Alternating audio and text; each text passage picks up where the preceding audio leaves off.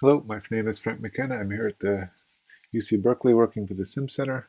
In this video, I'm going to do a short C++ class example to introduce you to the concept of classes in C++ and how we code them. It is a very simple class. It's a class example for colored shapes. We're going to have one, what will be shown to be an abstract class. I will explain why this is an abstract class. The abstract class defines a number of methods. In this demonstration, I'm going to show the implementation of two classes. We're going to have a rectangle and a circle. The circle class I'm going to demonstrate in the terminal. The circle itself, it's going to only implement one of the methods in its parent class, so it's going to override the getArea method. The circle itself is going to have a variable r, and it's also going to have a private function pi. Area in green is not going to be accessible to anybody outside of the circle. It's inside the shell of the egg, so nobody out from the outside world will be able to see the r and the get pi in a circle. We're also going to look at a rectangle. The rectangle is going to override the print and getArea methods. The rectangle itself is going to keep two variables, b and d. Again, they're going to be hidden from the outside world, so nobody will be able to see them. So now let's look at the header file for the colored shape. So as typical in a header file, we want the if nodef, define, end if. There should be an I in define. This stops circular inclusions, which would cause the compiler to go into an infinite loop. We're going to include this string file, and we're going to include the statement using standard string. What this does will prevent us from having to write standard string everywhere we see a string. So here is the class definition, the keyword class, followed by the name of the class that we are going to define. So in this case, the type of class we're going to define is a colored shape. We have a public section. The public section is what is available to the outside world. In this case, anybody in the outside will be able to invoke getArea, print, and getColor on an object of type colored shape. The class has some private area. Inside the private area, we're going to keep the color inside a string type. Now let's look at these methods. The important one to note, the colored shape, this is what is called the constructor. The colored shape's constructor takes one string, which is going to be the color variable. Colored shape has a destructor. Very, very important when you're defining an abstract class or any class with virtual methods that you define the destructor as also being virtual. This will ensure that it can actually be, this method can be invoked. Two other virtual methods, we have getArea and print. The difference between the two is getArea has this equals 0 at the end of it. This defines this as a pure virtual function. The presence of a pure virtual function in a class definition means that that class is an abstract class. What an abstract class is a class of which an object cannot be constructed. In our main program or anywhere in the code, we cannot construct an object that is purely of type colored shape. It tells the compiler we must invoke or create an object of a subtype, and that subtype must have a getArea somewhere in its hierarchy. Private again to the colored shape is the color, which I'm hiding in a string. Accessibility, quickly go over this. Anything that's in the public area can be looked at and seen by any other piece of code. Protected is an interesting one. So if I had an area here that was protected, any subclass can use the methods and variables defined in a protected area, but no other type of class can use that code. And then private is limited to the class itself. So anything in private is only available to this particular class. Not even the subclasses can see this variable. If the subclasses need to get the color, they too have to come through this method that's in the public domain. So I believe I've covered everything on the right. You can read it yourselves, see if I've missed anything. So now we're going to have the rectangle. So I'm up above, I'm keeping this just for reference. So here's our rectangle. The rectangle is a class. We have our colon here, and then what we're saying, it's a subclass of colored shape, and it's public. So anything that's public here is also public in rectangle.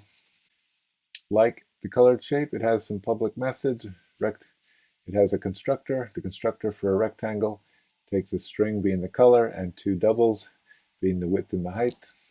It has a destructor. It has a getArea method. If you remember, the getArea was equals to 0, which made this one an abstract class. Here we're actually providing an implementation. This will allow us in the code to actually create a rectangle. And then we are overriding the print statement that is in the colored shape. I forgot to mention this, but because this is defined as virtual in the colored shape, it means we can override it. Anything that's not virtual in the parent class, we can't override in the subclass. This class has protected area, but there's nothing in it. And then it also has some private area, which we're squirreling away width and height. We're also squirreling away a static integer named numRect. A static integer is something unique to that class, whereas this width and height, they're unique to every object. So when we create each object of type rectangle, they will have their own width and height, but they will all share this numRect. So all the rectangles will be able to see how many rectangles they are, but each one will have its own unique width and height. So that's the rectangle. So now let's look at the C++ file for our colored shape, the implementation of colored shape. So before we have every class, we're going to have this the class name and a double colon. That indicates that this is the implementation for this class. So colored shapes constructor, it takes one string color, and we're just setting color directly in the constructor. This colon allows us to set any of the variables directly without having to do it in code. I could also do it in code by setting color equals to col, but this is the quicker way to do it. We have the destructor in this case, and you'll see why later. I'm just sending a message to standard out that the destructor is being called on a shape. Finally, we have the getColor method. It returns a color. It's returning a constant string reference, which means nobody, once they get this reference, can change the color. So everybody can ask an object for its color, but nobody can actually change the color. And then finally, the shape is going to have its print method, and it's going to output to the stream that it doesn't know the shape, it's unknown shape, but its color is color, and its area it gets from itself. So nowhere in the header file have we defined this. This is always there and always available when you're writing a class's method. This refers to itself. So this on anything refers to the current object. So this getArea will get the area of the current object no matter what it is. Okay, let's look at the rectangle. So here we have the rectangle.cpp file, which is the implementation for the rectangle. First line, this is where we are initializing that static variable that was shared among all the rectangles. So it's int rectangle : and we're assigning it equals to 0. This is the destructor for rectangle. We have that. So this is the rectangle.cpp file, our implementation of a rectangle. First line, we are initializing that static variable shared among all rectangles. This is how we initialize it. We have the rectangle : before the variable name. We're assigning it equals to 0. This is our destructor for a rectangle. We are decrementing that integer, that static integer, by 1 and spitting out a message. Again, we will see why I'm doing this when I run the program. Now we have our constructor. It takes a color in a string and the width and the d in two doubles. This is where we pass that color to the constructor. So here we're invoking the constructor.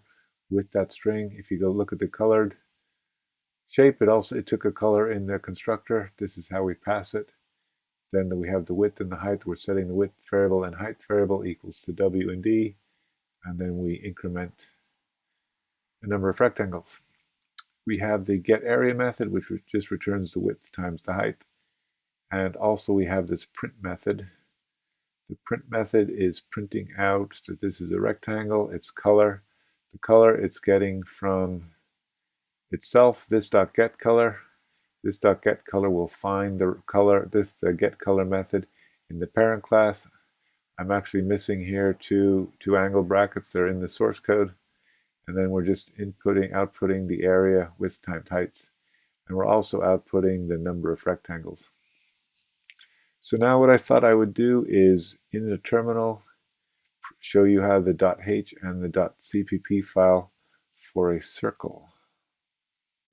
So here I am in terminal. I'm in the directory colored shape. Colored shape has my colored shape file and my rectangles. I also have a main here and a CMake lists. So first of all, I'm going to create a circle. .h and a .cpp. I'll add it to my CMake lists and see if it builds. And over here on the right, I'm just reminding myself what a circle is supposed to do. So let's begin. So we're going to make a circle class. The first easiest way to start off making a class is just copy something that's close. So I'm going to copy rectangle, and I'll copy the CPP file as well. So now I have two files that are the same. I'm going to Emacs my circle.h. Okay, I'm going to replace rectangle with circle.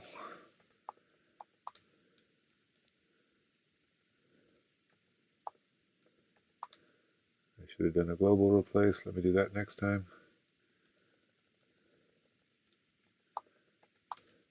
So I'll escape.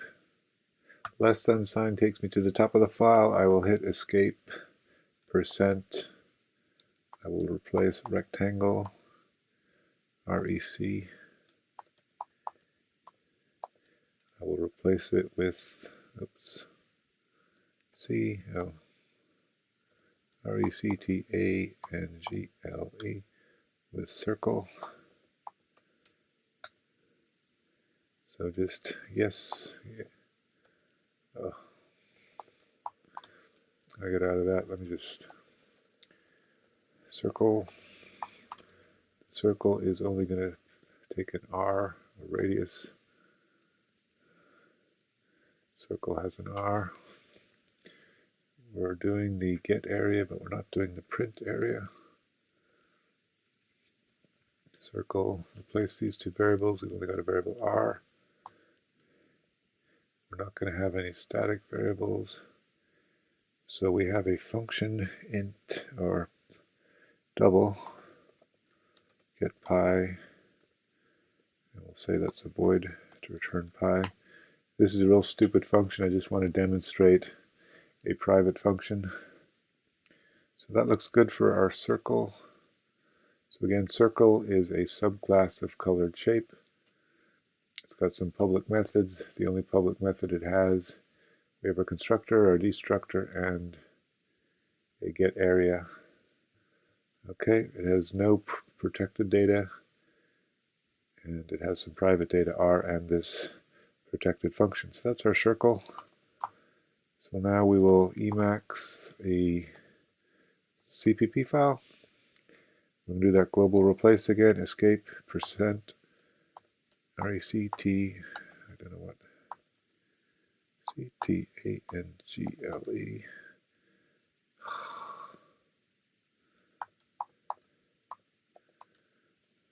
Circle.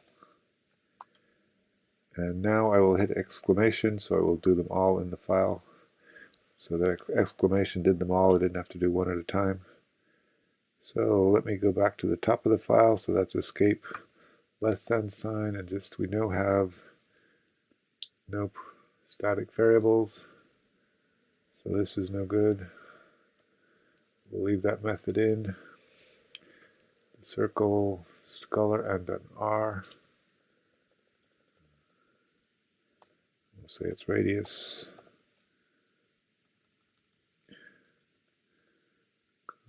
Shape. This is radius, and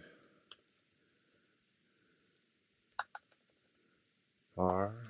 Colored shape. The call to the constructor is right. You know what? Let me demonstrate. R equals radius. I could also do this here. I don't have to do it in this special spot here. It has an area. Area is R times pi. R times, we have to invoke get pi.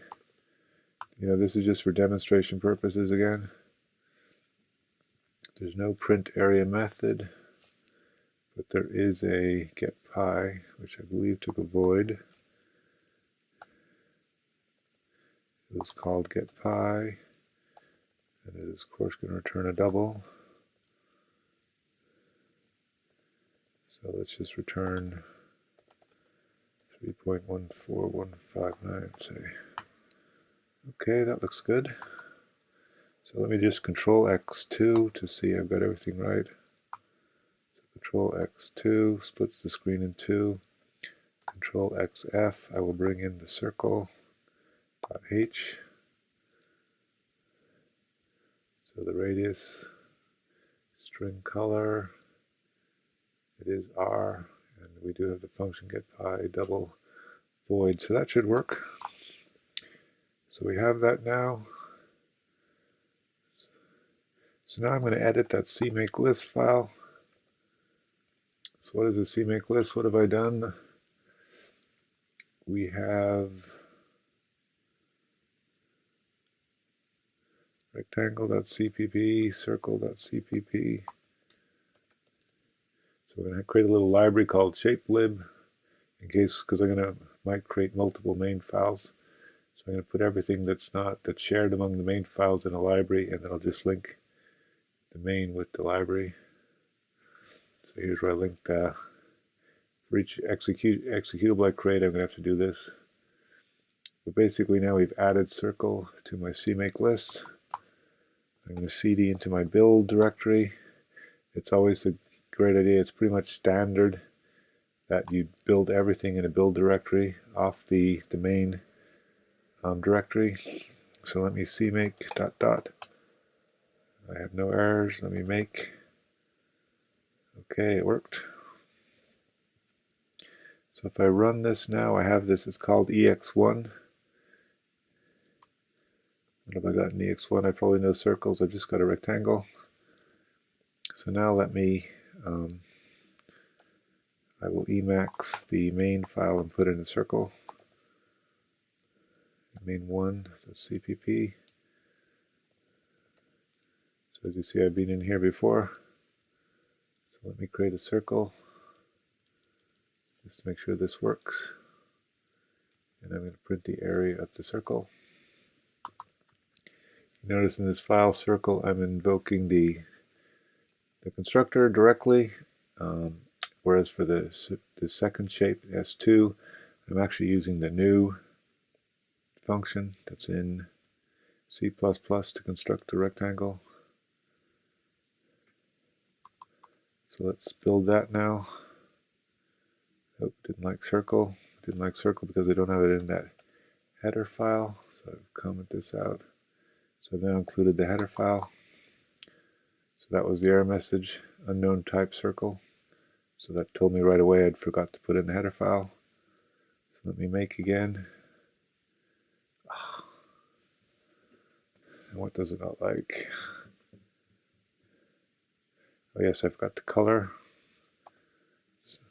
No, go away. Let me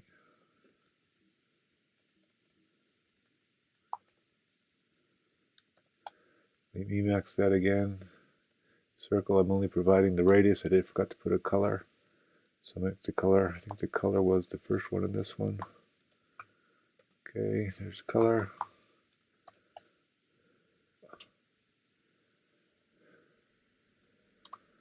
Let's look again. What did I do wrong this time? Let me look at a circle quickly. Control XF, circle. Yeah, the color and the R are just reversed. Should have known because that was the rectangle had the colors. And I copied from rectangle. Print area. What's the matter? I got the wrong print area method. Let's fix these up while I'm at it. And this new rectangle, these guys are going to need a color as well. So when I uncomment them, let's make that guy blue. And we'll give a pink one for my youngest daughter who loves pink. They're still commented out. There we go. We should see a little bit different. So now we're seeing the destructor. So getting that destructor out. So there's my green. Remember, it's unknown because I haven't got it's this, the unknown, I'm using the print method in the colored. I didn't actually provide a print method, so it's invoking the class above. It's finding the method in the class above. But it's actually printing out the area, 2 times pi. And then we have the color red. And then the circle destructor is getting invoked.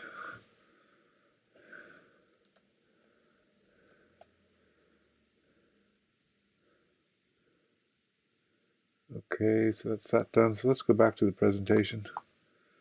And we'll talk about these structures getting called and stuff like that. But let's actually, while we're here, just delete the, remember when we do a new, we need to do a delete. We don't use square brackets because we didn't create an array. So we're going to delete S2.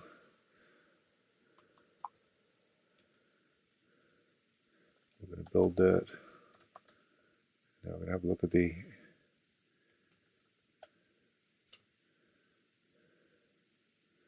rectangles getting destroyed. Let's have a look at colored shape here a second.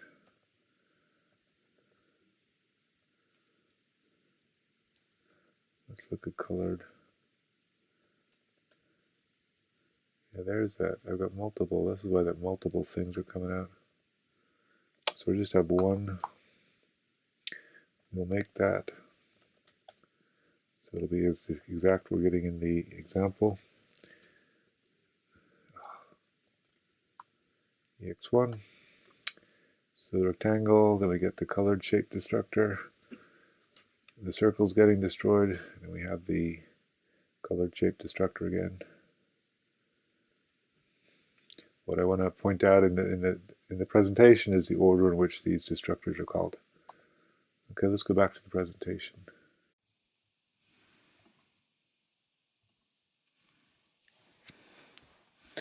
Here I am back at the presentation. So this is what we just went through for the circle, the .h file, the .cpp file. I made a little error in my demo. You know, radius of the area of a circle is pi r squared. So now let's change tacks. Let's look briefly at the STL. So the STL provides some data structures. Those data structures, such as lists, stacks, arrays, etc., provide a bunch of container classes and algorithms and iterators for you to use in the program. And I'm just going to demonstrate with one. I'm going to use the list. So this list was similar to what we did yesterday with the points and the elements. We showed them in a linked list. Well, this list STL gives the exact same thing.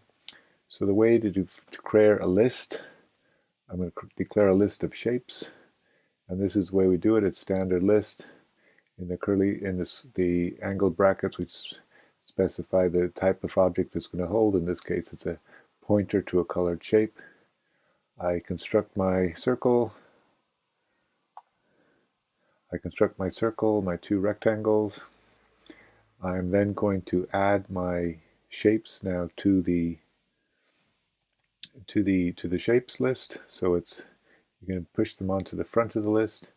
Because I said it's taking a pointer, I have to put in the address of shape 1 because shape 1 was constructed without using a new. And then I push on S2 and S3. And then to print out the colors, I have to iterate over the shapes, go from the first to the last. And I use this is the format here. I have to create an iterator to do so. I iterate from the beginning of the shapes, while the iterator is not at the end of the shapes, and I iterate plus plus. I'm going to print area on the current iterator. That's a little bit ugly. Again, we have typedef to the rescue. So here it is with typedef. So I typedef, I do a typedef for container. I say it's equal to this. This is my alias for standard list colored shape pointer. So then I can also do typedef on the container. For the typedef, I create an alias to iter, which is a container : iterator, and then I can use container. I can say the shapes is now just a container. I can add the shapes push, and then I declare an iterator it, and then I just run through that, and I put it to you that looks slightly cleaner than this stuff here. So with that, I'm done.